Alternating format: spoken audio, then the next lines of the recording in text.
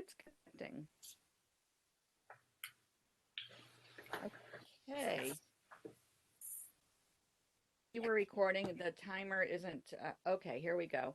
Good morning. This is the February 4th, 2001 meeting of the Old Lyme Sustainability Team, Sustainable Old Lyme. We are and here we have Cheryl Poirier, Secretary Maureen Plumley, Vice Chair Holly Lyman, Mary Jo Nozel, Patsy McCook, and guest Suzanne Thompson. Okay. First order of business is accepting the minutes of January. A motion to accept those. So moved. Seconded. Second. Okay, all in favor? Aye. Aye. Aye. Excellent. I'm just pulling up our agenda. I'm sorry. Okay, so that is set. First thing on the agenda is communicate St. Anne's Environmental Committee. I know that Patsy and Tink Wilhauer met with St. Anne's in the past, and Patsy, feel free to add anything here that you like. Okay.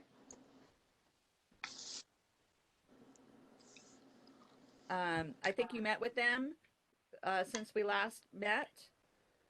Yes, we joined one of their monthly meetings. Excellent. And did you share with them what the sustainability team is, or? Yes, and I think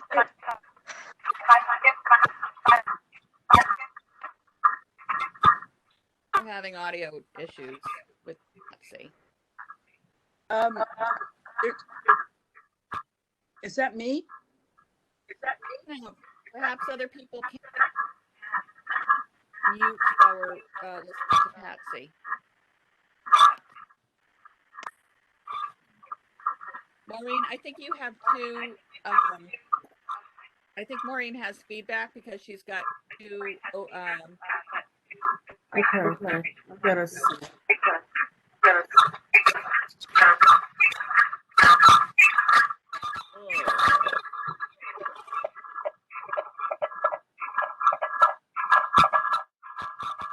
Hold on.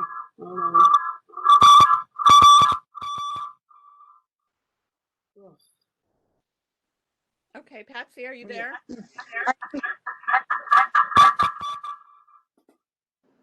I am here. Maureen,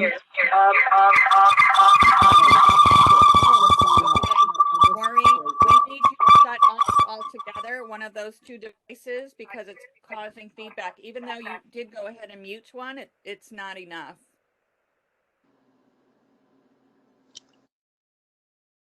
Patsy, thank you. At least one of the St. Anne's Environmental Committee members is interested in joining, but I can't remember exactly what he said, whether he was going to or whether he wanted to look into it or connect with somebody. But we are meeting. I think we meet next week. But anyway, they're engaged, they're aware, and we'll see what happens next. Okay, and thank you. And just to build on that, we did get a correspondence from Lindy Lyman of St. Anne's to Town Hall, redirected. And so it may come up in Suzanne's presentation, but St. Anne's is very interested in Pollinate Old Lyme and being a part of that. And then I have a shell.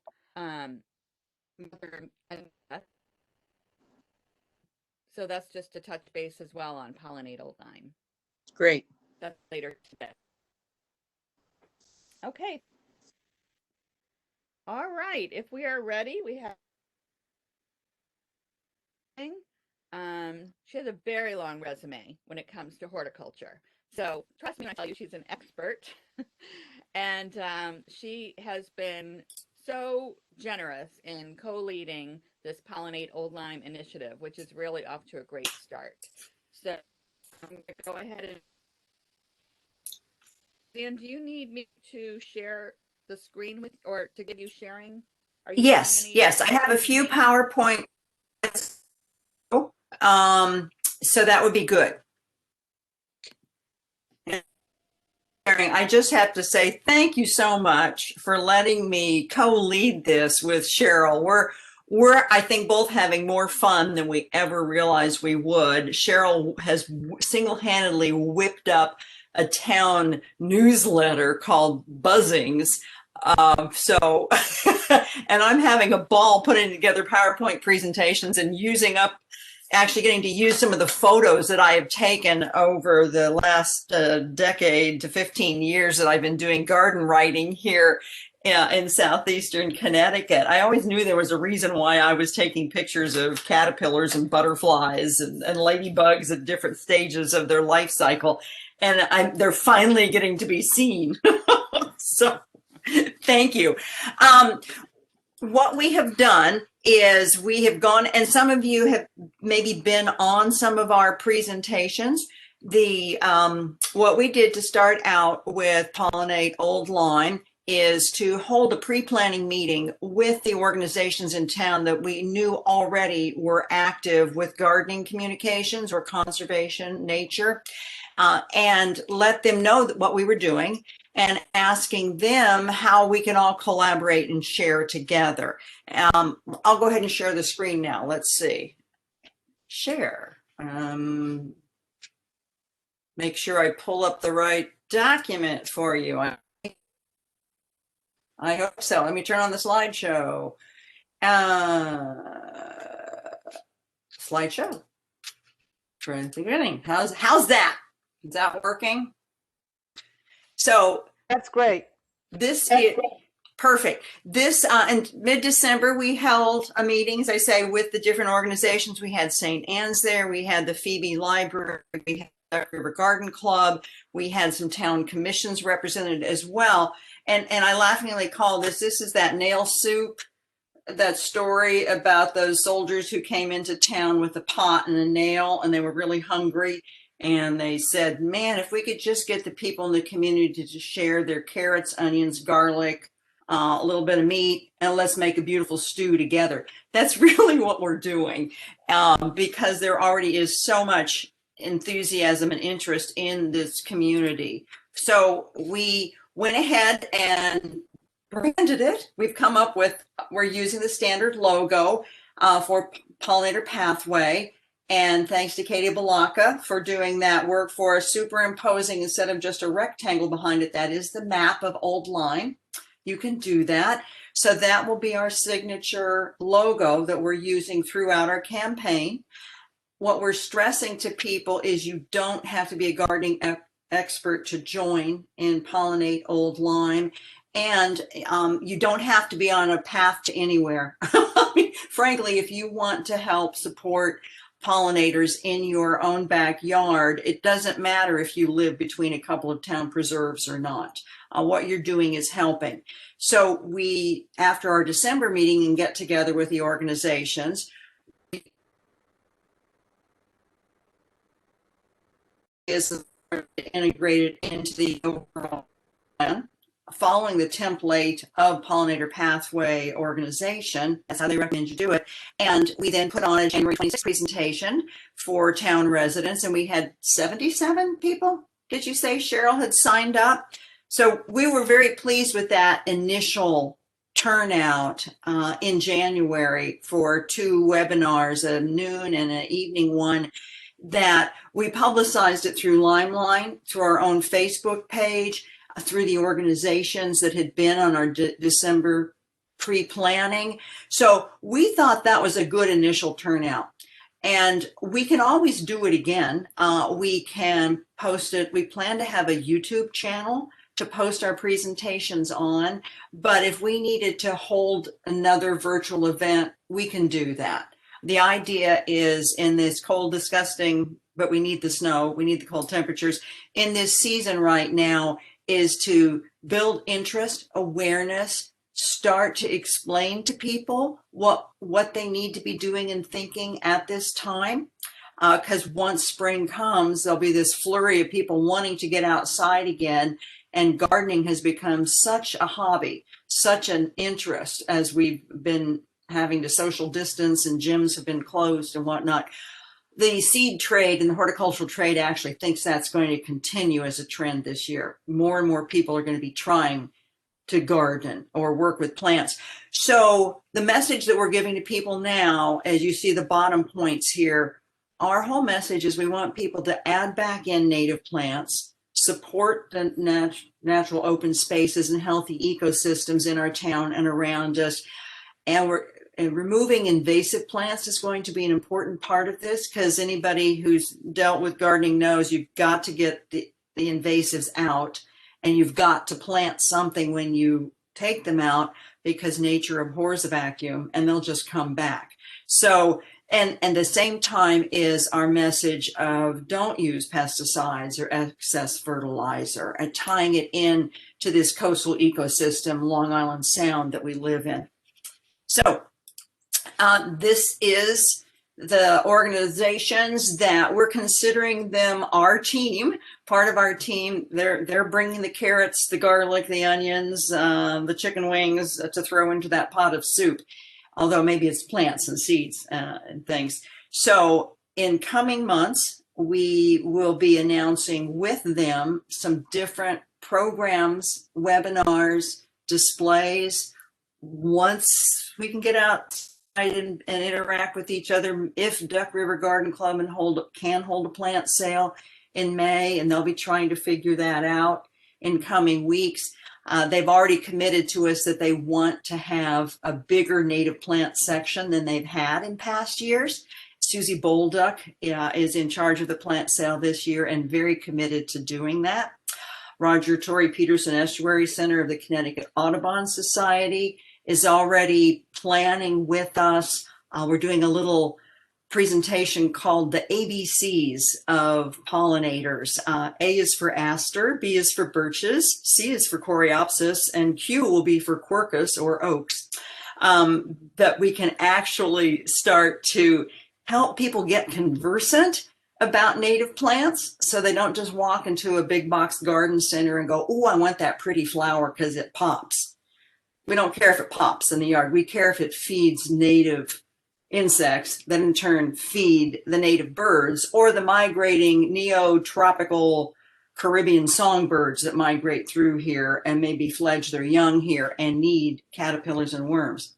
So we continue to reach out. If we've missed any organization, we want to add them to this stew, and we want to collaborate with them.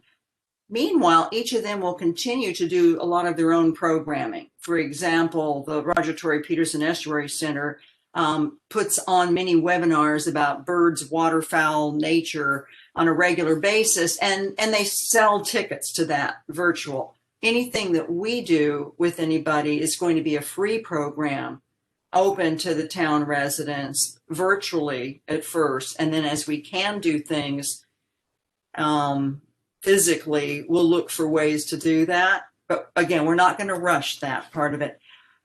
For example, this is, we have pointed out to ourselves, our own community, that we have a lot of activities already going on. Now it's just a matter of aligning and coordinating them and giving each other visibility. We know we have this great map of our existing preserves. We also are in the process of identifying what are called anchor gardens in the pollinator pathway lexicon. We already have a number of gardens or native natural spaces around. We also have some that are kind of a mixture. Many of our Duck River Garden Club civic beautification sites are a collection of plants, some native, a lot not. We have miscanthus grass that we need to get out of there that will be declared invasive one of these days. And we need to show examples of native grasses, that could go in. For example, we already have a great example is the Habitat Garden put in the Cross Lane Playground. It is on municipal property. It's the perimeter around this revamped, redesigned, upgraded Cross Lane Playground. Duck River Garden Club has been involved with helping with the plants in the past. last year. And hi, Mary Jo, there you are helping. We went ahead a year ago, 2019, we installed native bog plants thanks to a donation, anonymous donation, someone in honor of his deceased wife. So we now have an example that people can stroll through and see what native plants grow well in a treed, forested, boggy setting. We want to work with the Lyme Junior Women's Club. We've always had this on our wish list with them to now add educational signage. If we do that on municipal property, figure out how to fund that and doing that, then that clearly checks the box for pollinator pathway. It's something that Duck River Garden Club and Lyme Junior Women's Club have been wanting to do all along. We just have to revisit, is there any money left in the budget from that project, and how will we design those signs and get that work done? So I really appreciate the impetus of Pollinator Lyme to force us to get that done, because we keep promising it and saying we're going to do it. We also have ongoing invasives education. Dear Linda Clow has been beating the drum for a couple of years. This is her over here on the right. 2 years ago, Duck River Garden Club plant sale. I don't know if this is part of her Master Gardener project or other activities or just her ongoing commitment, but between that and the barrier garden at Haynes Point, Rogers Lake, that can be an anchor garden from a pollinator pathway perspective. And it's already full of native plants. And Linda clearly knows what invasives look like and what we can grow instead of them. And of course, we launched the Nip the Knotweed campaign last year because I was bored and cranky and stuck at home, but gardening was considered essential. And so was landscape maintenance in the terms of what you could get out and do. So we started at the Lyme Art Association releasing native plants that have been taken over by Japanese knotweed. We'll continue to cut back that site for the next 2 years at least. That's what it takes for the 3-year cutting of Japanese knotweed. But in the process, we've had great fun in the last year bringing people together, showing them what the invasive plants are, showing them what the native plants are, and we'll continue to work through on that project. Florence Griswold Museum has indicated interest in doing something, and certainly Roger Troy Peterson Estuary Center with acquiring the bee and thistle. They know they have Japanese knotweed and they want to get rid of it, and they want to do it organically. Add pollinator gardens on the bee and thistle land starting this summer. So we also recognize this ongoing stewardship. Here's your Lyme Old Lyme High School students, Environmental Sciences Club or class with Heather Freed. They were cleaning up the Ames Family Open Space. And we look forward to doing more things with Open Space Commission and Conservation Commission to play up the key messages and good examples, and maybe get some more volunteers to help and do things. So our message on Pollinator Pathway is as much about planting things in your own yard, but it's also appreciating and protecting the open space that we do have and beating back the invasives. So we came up with a list of 5 things that people could do now. I won't go into them here because they're spelled out in the newsletter and our PowerPoint presentation.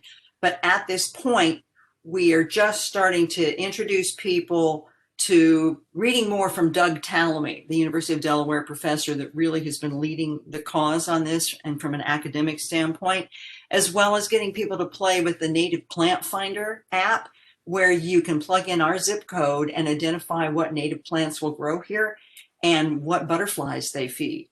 And this is where we're working with the Roger Tory Peterson Estuary Center with the ABCs to connect the dots between these are the plants that feed the bugs that the birds eat. So we've been missing which birds eat which insects in the database. So we're going to tell a simple story about that. And hopefully, I call them poster birds. You know, you have the poster child for something. Well, we're going to have poster birds. So people will have a conversation about it, a familiarity with it, start to learn more and appreciate the ecosystems around us. So we left it at this on January 26th, and then Cheryl came out with this great newsletter And we're continuing to look for publicity and outreach opportunities. I was just proofing the copy that's going to go in the March edition of Lyme Old Lyme Neighbors, which is the feature story is Claudia Weichert and the Roger Tory Peterson Estuary Center. And Pollinate Old Lyme will be one of the articles in that magazine. I'm their garden columnist. Gil Stevens and I kind of created that role in the last 6 months. I'm really excited to get to do that too. And so we'll continue to just roll out the program with people. Now, how do I get out of sharing this? Stop sharing. Okay. So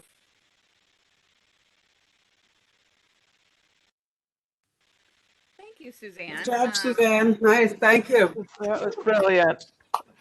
That was really inspiring. Yes, Good. thanks. We're all ready to start digging. Yeah. yeah. Well, this is still armchair gardening. Yeah, good. Thanks for all your energy and good organization. Oh, again, my pleasure. It's fun to get to do this for the town. Yeah, well, it's great. I think it's going to bring in volunteers, and we'll be able to assign them or introduce them to other ways of participating in this whole sustainable effort. So you're going to be the magnet. Yeah, and it's a fun, positive thing. We're saying you can do this fun thing, not don't do that or don't do Right. this, you know? And who doesn't love butterflies? Yeah. Every kid, everybody loves butterflies. So it's got such a potential to it to unite the town and draw them, like you said, Holly, into something positive and wonderful and family oriented. Yeah. Yeah, super. So I'm glad to hear that you're including Haynes Park. I spent last fall weeding and trimming back there, and we also spread a new load of mulch around, but it definitely needs attention. It's got an educational sign that Linda designed a few years ago. She was part of Conservation Commission. So it's got a nice start. It's just that people don't really go there.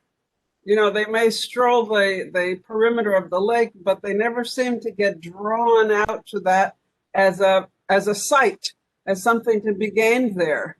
So my question might be, how do you do a stepping stone or a path or expand the garden? It could be expanded and rounded, rounding the corner towards the beach part, because people are in that park year round. The playground, the people who go out to eat lunch or walk their dogs, or I don't know, maybe today they're out on the lake. But ice fishermen, they're in that park all year, and it's a nice start. But with a little bit of attention and highlighting, and of course checking in with Linda, it's going to be part of a bigger movement. So I hope you put that on your list. Yeah, no, that's good to hear. It was cute because when we had the first presentation in December, Linda was part, and I'm like, oh gosh, yes. Yeah. This whole sharing, collaborating, we respect people's, property rights and community organizations. And so that's why it's very important. We don't want to be inviting people to be strolling through a neighborhood or an area that's private roads, and they shouldn't be. But if there are places like this, then yes, we can promote them and talk them up. Well, and I think that this town has an incredible list of open spaces and walking trails, and to be able to include that in the list only promotes what's already been done and already paid for.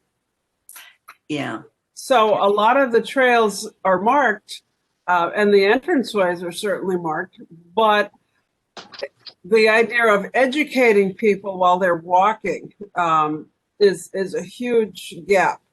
What to look for in this place, watch for this, or Hartman Park, for example, in Lyme has a scavenger hunt, or had one anyway, where the kids, or a box where they would leave notes. of what they saw. I think that was a Girl Scout project at one point at Watch Rock. You could put a little message in a box, which was, might be a group that could do that again. Great Eagle Project for Boy Scout.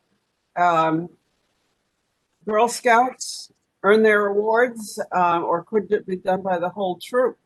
So it had some initiation there, and I brought my little granddaughters there at one point, and there was like a fairy circle of rocks where you could pull up a stump and sit for a while. And I forget what they did, but they loved the idea of the fairy circle. So that I think you're talking about the Cobb Preserve. Maybe the Fentons did that. Like with Old Lyme Land Trust, you'll have the different stewards who adopt their sites. And so geocaching was a popular thing. That's where you go, stamp your stamp, leave something in a little box, or leave notes. Now you can't do that. We can't because you'd have to sanitize the ink pen that you left or the rubber stamp. You'd have to spray it. So all of these things that you would physically do and potentially leave germs for other people, we really can't do until we get this pandemic figured out and get vaccinations in place. But there are virtual apps, to identify plants and things. And so we're going to have some fun with that as well. But yes, we've invited the Girl Scouts. I used to be a Girl Scout leader, so I'm well aware of the bronze and the silver awards that troops can work on, and we're reaching out to Eagle Scouts as well, or Scouts for their Eagle Scout process. So, but again, it's a very frustrating time to try to figure out how to do hands-on things. Yeah. Well, it was just the idea of the whole fairy village type Yep. of thing that captivated the kids, my kids, when they were little, which I'm sure that doesn't exist anymore, and their littleness does not exist anymore. They're way too sophisticated as teenagers, but they love that enchantment side of it. Or, it doesn't have to be hands-on. It could be just watch for, or, whatever. Yeah. I have another question for you. As far as open space goes, have you looked at the Ames property to determine how dead the place is, for lack of a better word? Have you been out there? Ames property, you can get in from is it 4 Mile River Road? No, Whippoorwill. And also from the end of Boggy Hole Road. You know what, Maureen? But just I want to put that on your list, is to take a look at that because of the beaver influence in that area. So the flooding of that area has precluded any growth or attraction to pollinators, and it's a really big space. So anyway, for your list, Ames property. Let me say that Amanda Blair and the Old Lyme Land Trust, Old Lyme Open Space, are well aware of the situation with the beaver, and they're addressing it. People also have to respect and understand that beaver are part of the ecosystem, and they're going to come through, and areas are going to be flooded. And there are other species, aquatics, that benefit from that as well. So they are addressing both people who want to kill off beaver, and also addressing how to provide for the beaver to survive and to create the ecosystems that they do. But that's clearly on their agenda, and they're working on it. Okay, yep. Maureen, I do Thank like you. the idea going back to the letterboxing or geocaching, as Suzanne called it, and not for the near future, but long term, if someone else did want to take this on. I know Andrea Fenton is community outreach for open space, but to do letterboxing when it's safe from native to native to native tree, or the meadow or something. I think that's a very clever idea. I like that. So we should keep that in the back of our mind for the future. It would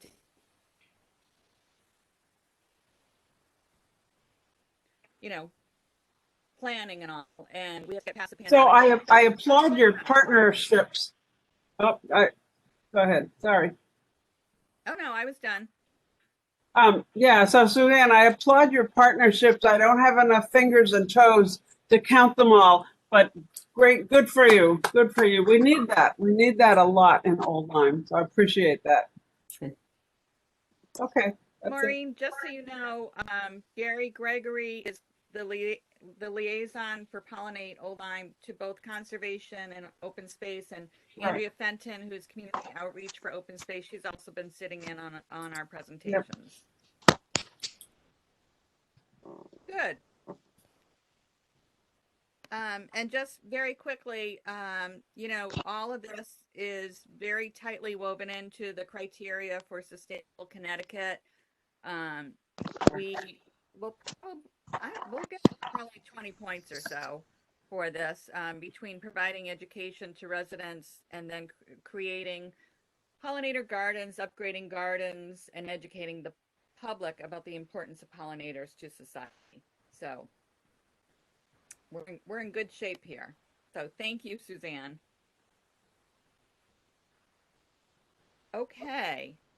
Anything else on Pollinate Old Lyme? Okay. Suzanne, you're welcome to stay if you like, of course. But if you need to go, I know you juggle a lot, so feel free to if you like. You're on mute, I think. Right, I was on, I'll put myself back on mute. I would like to stay on and hear the discussion match funding. As I say, I don't think we need funding for things until you get to the next fiscal year. We have great partners on educational programs, but we should seriously look at if we need some help with outdoor educational signage on pieces of town property. That would be something that we could pursue, matching grant funds or things like that. Okay, great. So we'll talk about that down under new business. Terrific. Okay, we've got that down on our agenda. Next up is Maureen, sustainable information displays. Maureen. Right. Well, I've talked with Linda Alexander at the library, and of course, they're very interested in my participation in any way. And then next week, we will have a Zoom meeting that includes the director of the library. So I don't have anything else to report other than the fact that we're coming. We're getting there. And it's all positive. Excellent. Can I also have you add something to your conversation? Yeah. We reached out to Katie Huffman, the director, to say we're concerned with Pollinate Old Lyme, how to reach people who don't have computers. All of our communication has been by computer. So we've reached out to the senior center, but also to Katie Huffman with, you know, are there ideas on what we can do here? So you, Maureen, a printout of Suzanne's slideshow. Maybe we'll put together a binder, Suzanne, the slideshow and the newsletter. And they can keep that at the library so that if anyone wants to come and learn about Pollinate Old Lyme, they can. And she also said we could have a post on their bulletin board. Yeah, they've got a newsletter and they've got a website, so they have good opportunities there. So I'll put that on my list to bring it up. Okay, great. Oh, that's exciting. Thank you. There's one other thing I just wanted to bring up in the context of pollinating Old Lyme a little bit, which is a lot of these plant sales, even when they're selling beautiful native plants, they're often planted in pots that have plastic as well as soil. And would now be the time to bring up this issue of these people who are growing these plants. I know some of them are volunteers and working very hard, but can we sort of put out the pressure now that it would be so great to buy plants that aren't potted in plastic at all? I hate putting plastic into the ground by my house, even those little white plastic pellets that are mixed in with the soil. Suzanne, do you have any input on that? Yeah, so the little white, I don't like to use the white plastic pellets either. Now there's hadeite and perlite, which are expanded rock particles that you can also get in your plant mixes, potting soils. So the other thing to think about is so sustainable CT and the pollinator pathway movement are focusing more so on pesticides and neonicotinoid insecticides. Yeah. Neonics are systemics. They get into the whole plant and they're Uh-huh. very commonly used as a seed treatment, not to get technical on you here. Yeah. But then the insect chews on the plant and it's like the stuff you give your dog, the systemic to keep the deer ticks off. Yeah. That then affects the insects. And Yeah. so it's inside the plant. Yeah. So another thing I'll say is that plastics in general in the horticultural trade are a real problem because of plastic pots. So the hort trade is, you know, they do their own soil mixes a lot of times. They may or may not use the little white plastic stuff, but some of that stuff that you're seeing in there is expanded rock, the haydite and Okay. perlite. Oh, So okay. we could do an education on that because it all comes back to healthy soil. We also need to remind people, you know, how to recycle plastics, or first of all, refuse using plastics, then reduce, then reuse, then recycle. I have that problem with the Nip the Knotweed campaign because it started out, the person who developed the methodology was stuff the knotweed into black plastic bags and put them in the incinerated waste stream. Well, Mira is going to close down. And that's plastic bags, but you have to kill off the knotweed somehow. So plastics have their place, Yeah. but we also all are a swim in microplastics Yeah. from everything. So we can raise awareness and offer alternatives, but we're not gonna, again, we don't want to scare people. We want to help people make the right choices. Yeah, yeah. And I can see, you know, and that's very interesting that you need education both ways. Some of that little white stuff is not plastic. So that's good to know. Yeah. So I just thought I would throw it out, basically because it's still the time of year when some of these growers might have the option. But I'm sure it sounds like you're miles ahead of me. Yeah. Many miles. Yeah. Thank you. Thanks, Holly. That was a good question. Okay, we're on new business now, and we've got first up Conservation Commission update by Maureen. Okay, so Tuesday night was the meeting of the Conservation Commission, and we did not have a quorum, so we couldn't vote or completely accept things, but at least at this point, they've agreed to participate in any of the education efforts. So that'll go in the minutes, and then when we have our meeting in March, we'll be able to more realistically address the actual actions of those suggestions that you made, Cheryl. So they're partly on board. If they handle the education part of it, that's a good start, and I think it will spill over into the actual to-do list of what's going to happen from the Conservation Commission. So half a yes at this point, and the other half will be finished up. Their agreement will be finished up at the March meeting. Okay, terrific. Thank you. Any questions about Conservation Commission? I think that commission plays a key role in education for all conservation issues, so I think that's a good start. Yeah. Okay, community match funding by Sustainable Connecticut. Just want to give you a brief review on how this works. Sustainable Connecticut has funding, and as one of their we can go for funding as a match fund, meaning if we raise $100, they will match it with another $100.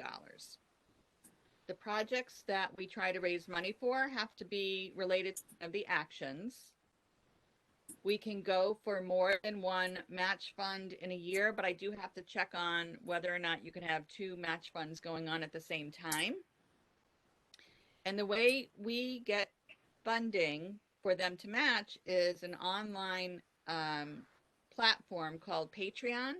which is if you've heard of Kickstarter or other things like that, people campaign, they make a donation on this Patreon platform with their credit card or PayPal, I assume.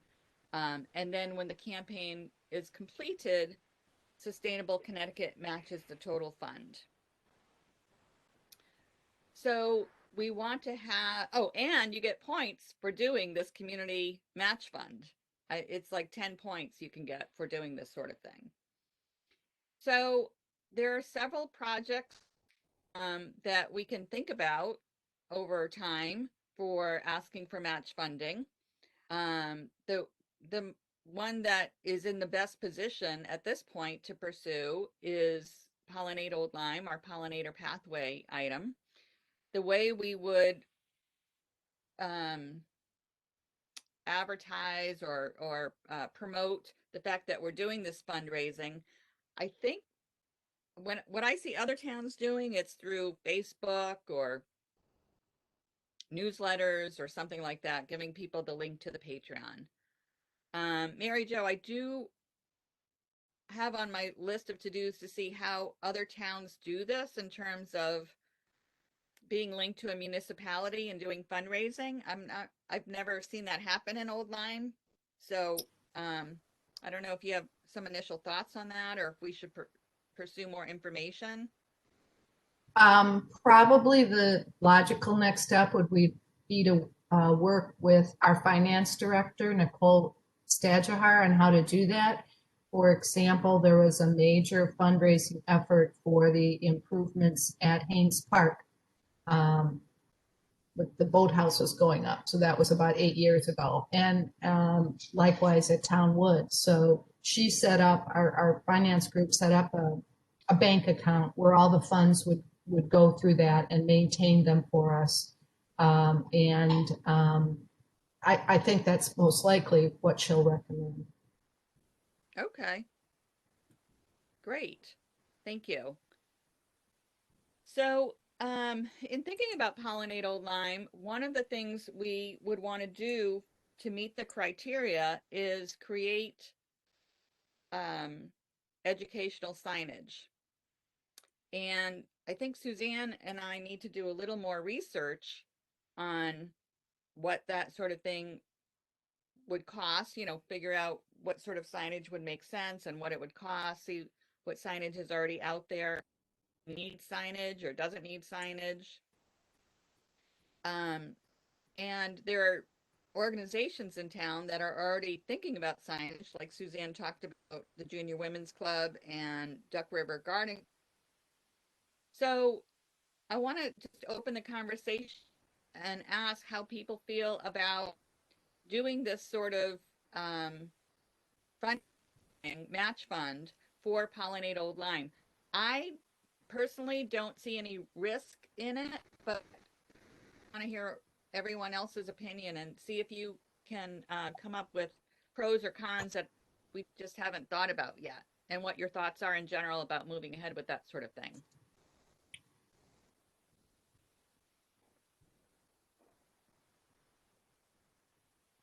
I'll start. I think it's a wonderful idea.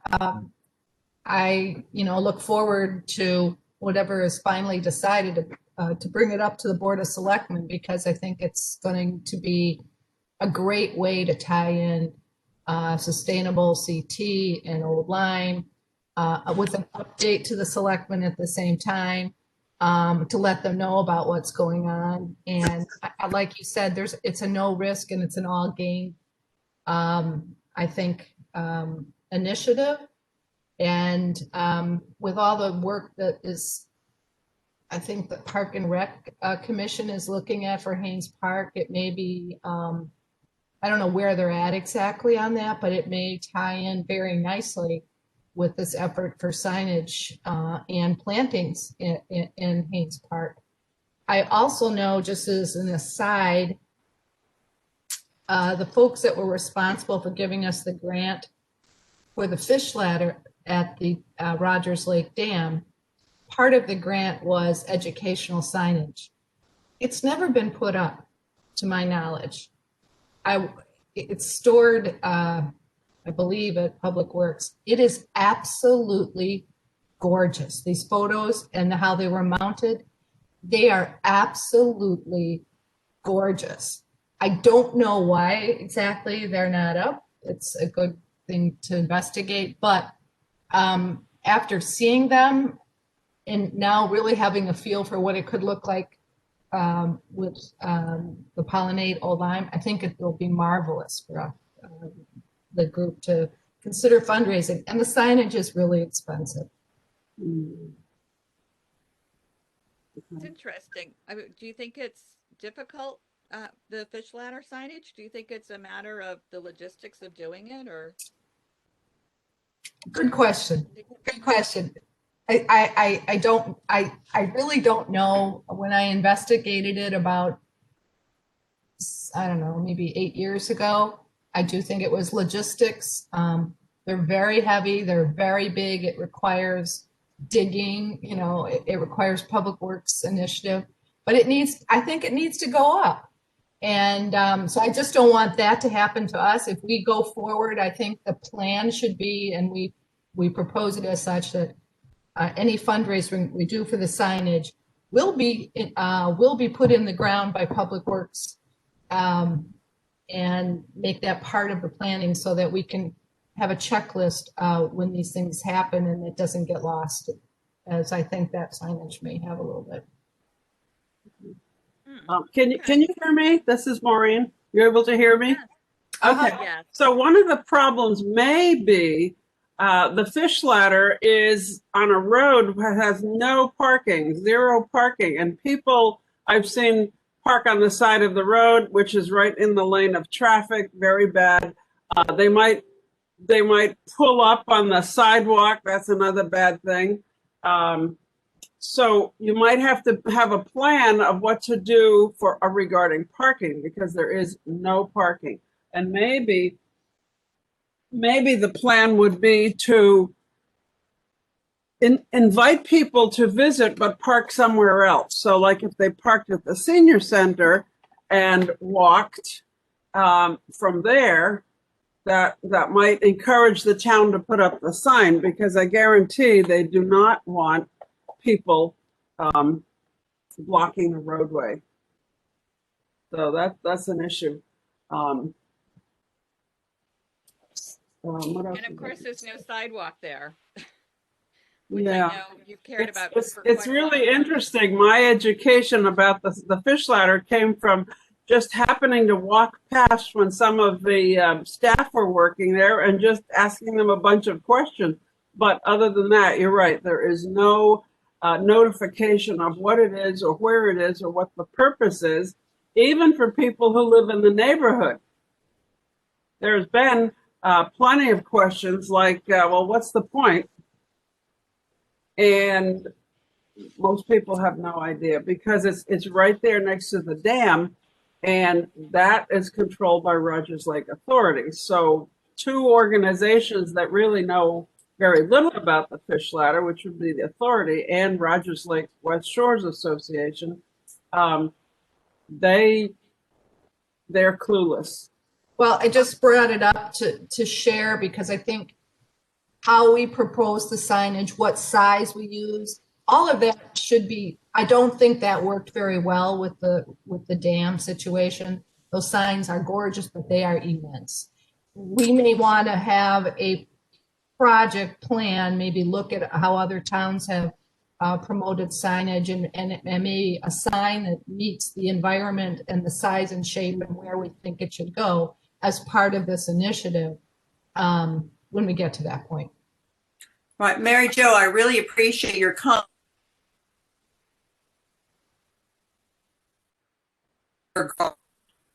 Pollinator garden. I don't think they did it as part of pollinator pathway, but I'm not sure if they're done with the signage as well, but it was dealing with the drainage issue and a problem for the town. So that's a good example of a success story there. And I think, not to speak on behalf of Cheryl, but we're happy to dig into this and include that requirement about because it is frustrating. Educational signage is expensive, and a lot of times it does get forgotten.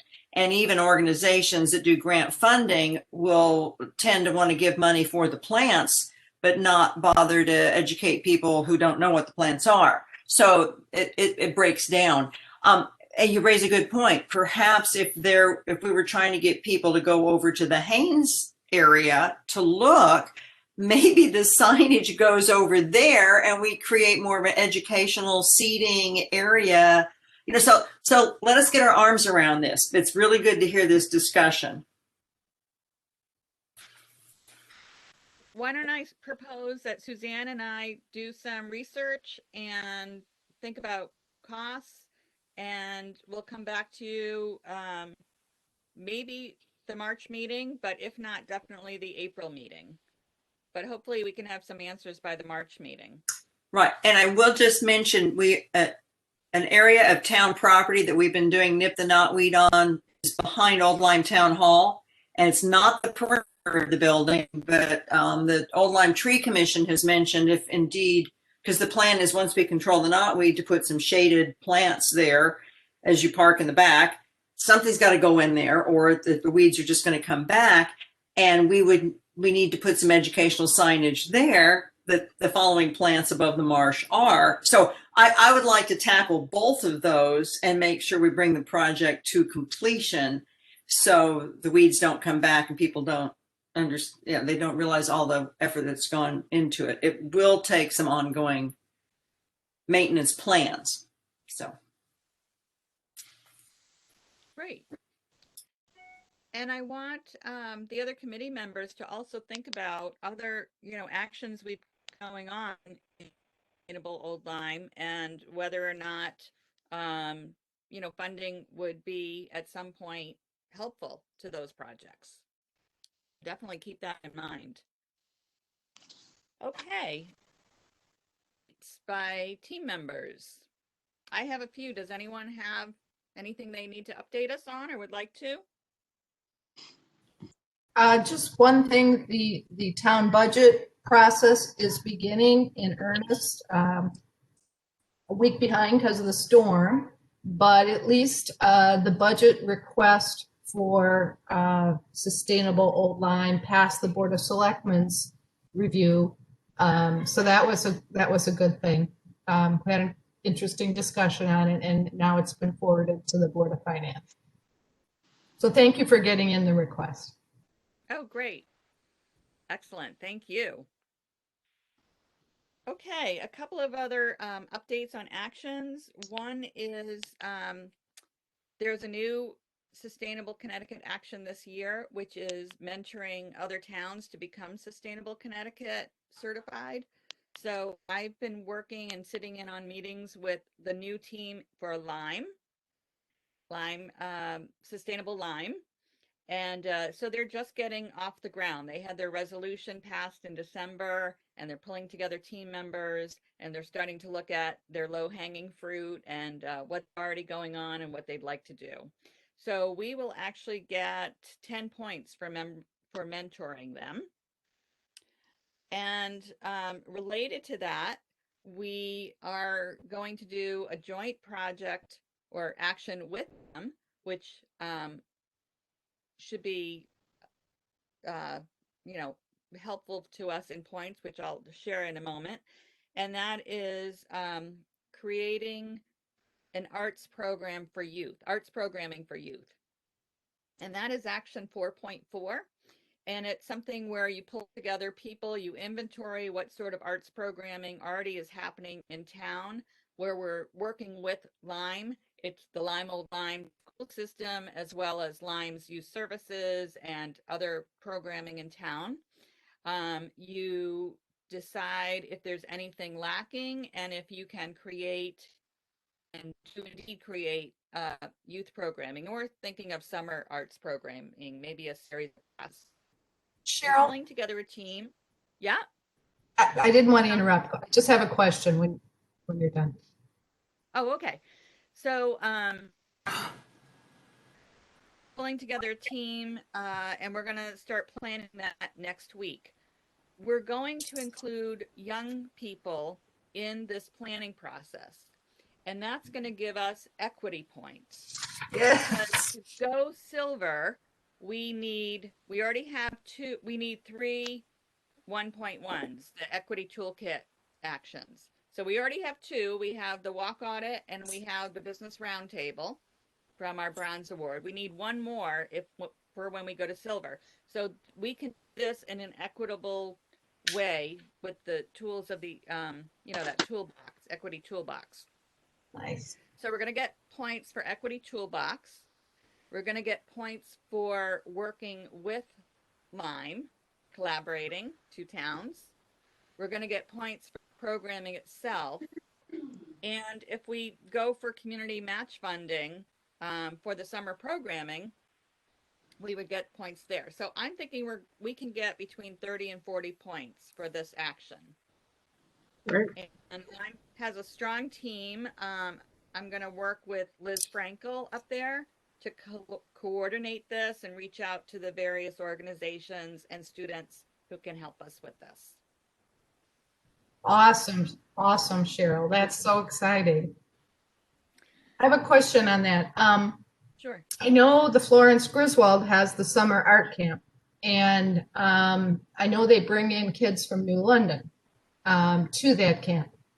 Is there a way we can get equity points involvement with that or through that initiative? Let me check on that. That's a good question. I know those children come in through a grant. Yeah.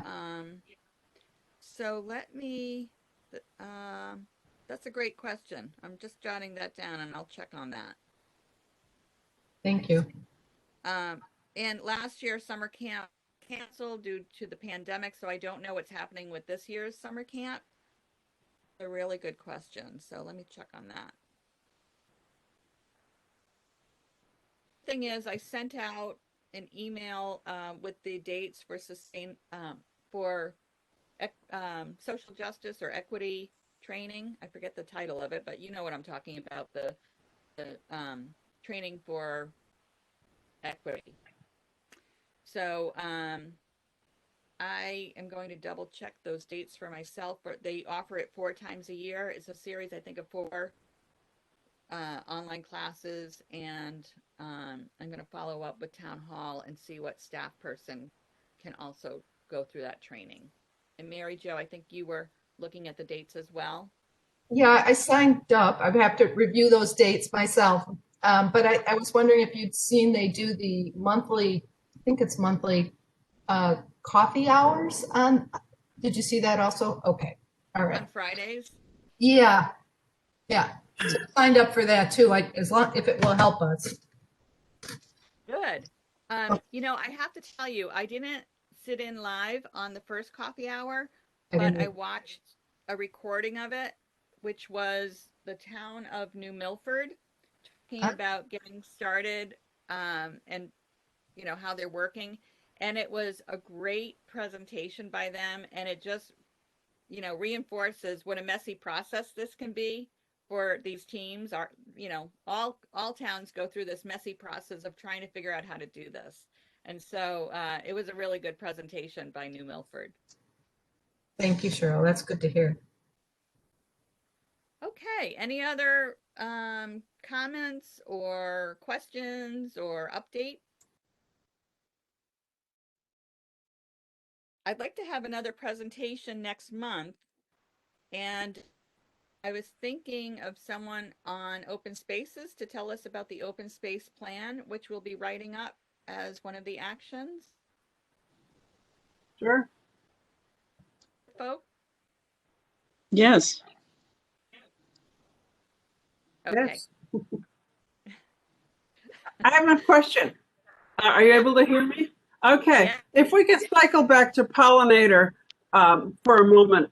As far as the fundraising goes, if we are putting out any information like a sign or even a brochure or a meeting announcement, would it be untoward of us to promote the fundraising link? You know, like a GoFundMe type of thing, you may be able to sponsor us. So if we make an effort to include that in any piece of literature that goes out, including whatever the library sends out or so many of these organizations have websites or Facebook pages. That might be something that we just keep in mind, is to get that link out. The other thing that came to mind is so many of organizations, including the library, have people purchase something, support something like a brick in a walkway. Somehow that seems tangible to people, to buy a brick. That might be a suggestion. Or to sponsor something, even if it's not actually realistically sponsoring a butterfly. Could people sponsor a butterfly? As a family, maybe support migrating butterfly or birds. People somehow respond to the idea of sponsoring something. It's very specific. Well, it is, yeah. And the kids especially react to things like this. Oh, look, I own a butterfly, or look, I own a brick. And if you were going to sponsor something like a butterfly, could we go the route of the pink flamingos and cover the lawn of town hall with butterflies on a stick, and a little one that says sign up here to sponsor a butterfly? So somehow that visualness is appealing, just like those darling little rocks out in front of the town hall. The painted rocks are uplifting. You can put it in your hand. So maybe the idea of having something in hand, especially for a family or for a kid, or anybody, if you were going to sponsor a butterfly, maybe the thank you is to give them a butterfly on a stick for their front lawn. So if somebody asks, how do you get that? And the neighbor is able to say, I sponsor a butterfly. Again, this is good to hear. There is the opportunity for pollinator pathway tasteful signs. They sell them. Right. So we'll dial that in together. I will say that unlike the pink flamingos, we would not have the butterflies be plastic. Right. Oh my God. The concern has already been raised. But no, so there are opportunities with that. And we've not rolled out the get your pollinator pathway tasteful little metal galvanized sticker thing yet. That's a summer activity. Mm-hmm. The other thing is, a good point was raised. It's like, well, who's going to tell me if I have a truly pollinator friendly yard or not? I mean, no offense to anybody, but I just don't want somebody to go plant a bunch of invasive species because they bloom a lot. Right. Or butterfly bush, which isn't invasive yet, but it will be declared invasive because it attracts butterflies, but it's not native. And I don't want them to put a sign up. It's kind of like saying something's organic when it's really not. Mm-hmm. So there are not pollinator police that are going to come and tell you if you can have that sticker or not. So we got to work our way through that. So maybe if you were going to give a butterfly to somebody who made a donation, maybe it should say, I have at least somehow, I have at least one approved native plant in my yard. Yeah. And again, give a list. Right. We've got to think that through because it is the butterflies, but the butterflies have caterpillars that feed the birds. And it's important that we keep connecting it to these insects exist not only to decompose everything that the rest of us produce and not only to pollinate our food, but insects are food for other species. Insects are food for birds. Right. So thanks for the ideas. This is good to have this. We've got to fit in with other opportunities that already exist. Yeah. And of course, the stones with the names on them have been very effective at the Phoebe Griffin Noyes Library. Mm-hmm. And there were plans once that we were going to do, all of their gardens are going to be pollinator friendly native that they put in. They removed the center parking lot flower bed. They have plans to have things. The unveiling and rollout of that has been delayed due to COVID too. So Yeah. Maureen, back to your point, I think it's good for us to keep on our list for people who give something to the fundraising campaign. We can think about giving them a little certificate, letting them think they sponsored, Bella the butterfly. That would be a low cost way of doing it. And it's kind of like when you are at a nonprofit auction and you're buying or donating a particular school book to a child or a chapter book to a child. You're not literally donating that chapter book to the child, but you feel like there's something tangible that you're getting. So we could think about certificates for people who give Yeah. to the And fundraising I'm campaign. all for putting something in somebody's yard because that's how you would attract the attention of neighbors. We've Not got to just the be careful certificate on about, their wall, but a rock or a yeah, rock-shaped butterfly or something for their um, for their yard, for outdoors. Help spread right. the word. But there's already a campaign through the Pollinator Pathway program that has these metal with the logo that we have. That's a logo across Northeast where people who actually have the real Pollinator Pathway garden meet the criteria. They have those lawn signs. So, Right. but excellent thinking. Okay. Anything else?